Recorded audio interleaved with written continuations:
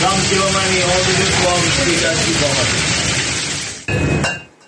കെ.വി. ശ്രീധരൻ നമ്മുടെ കൂടെയുണ്ട്. Sreedharan, good morning. ശിവമണിയെ കുറിച്ച് പ്രത്യേകം പറയേണ്ട കാര്യമൊന്നുമില്ല. പക്ഷേ വീണ്ടും വീണ്ടും പറയുന്നത് ചെയ്യുന്ന ഓരോ കാര്യത്തിലും ഓരോ അത്ഭുതങ്ങൾ ഇങ്ങനെ ഒളിപ്പിച്ചു വെക്കുന്ന ഒരു വല്ലാത്തൊരു മനുഷ്യൻ കൂടിയാണ് എന്നുള്ളത് കൊണ്ടാണ്. ഇപ്പോൾ അടുക്കളയിൽ കയറിയിട്ട്, ഒരു ഹോട്ടൽ അടുക്കളയിൽ കയറിയിട്ട് ആ ചെയ്യുന്ന കാര്യത്തിൽ പോലും നല്ല കൗതുകമുണ്ട്, ഒരു അത്ഭുതമുണ്ട്. കൊട്ടുന്നു, അതിൽ നിന്ന് അവസാനം ആവ് വരുന്നു, എന്തിലും ഏതിലും താളമുണ്ട് എന്ന് വീണ്ടും വീണ്ടും അറിയിക്കുകയാണ്.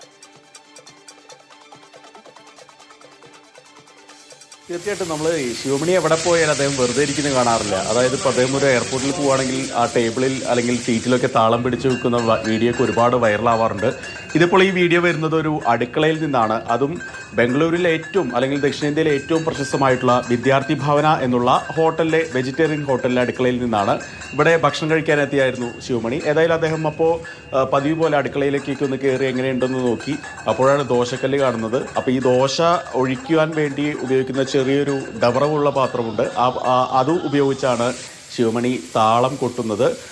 അത് വെറുതെ താളം കൊട്ടുക മാത്രമല്ല, അതിന് കൃത്യമായിട്ടൊരു കോറസ് എന്ന രീതിയിൽ ആ ദോശക്കല്ലിലേക്ക് അദ്ദേഹം വെള്ളം ഒഴിക്കുന്നുണ്ട്. അതായത് എങ്ങനെയാണ് ഏത് വസ്തുവിലും താളം കണ്ടെത്തുക എന്നുള്ളത് അദ്ദേഹത്തിൻ്റെ ഏറ്റവും വലിയ കഴിവാണ്. അതുകൊണ്ട് തന്നെയാണ് അദ്ദേഹം ഇത്രയധികം ആരാധകരെ സമ്പാദിച്ചിരിക്കുന്നതും.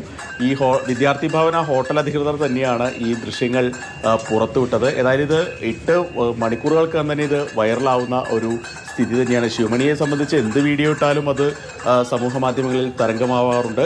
അതിലൊടുവിലെ ഉദാഹരണം മാത്രമാണ് ഇപ്പോൾ ഈ വിദ്യാർത്ഥി ഭവന ഹോട്ടലിലെ ഈ ദൃശ്യങ്ങൾ. ഏതായാലും ആ കൃത്യമായിട്ട് ആ താളം ഒരു ദോശക്കല്ലിൽ നിന്നൊക്കെ ഇത്രയും താളം വരുമോ എന്ന് നമ്മൾ അത്ഭുതപ്പെട്ടു പോകുന്ന തരത്തിൽ തന്നെയാണ് അദ്ദേഹത്തിൻ്റെ ആ ഒരു താളവിസ്മയം അവിടെ തീർത്തത്.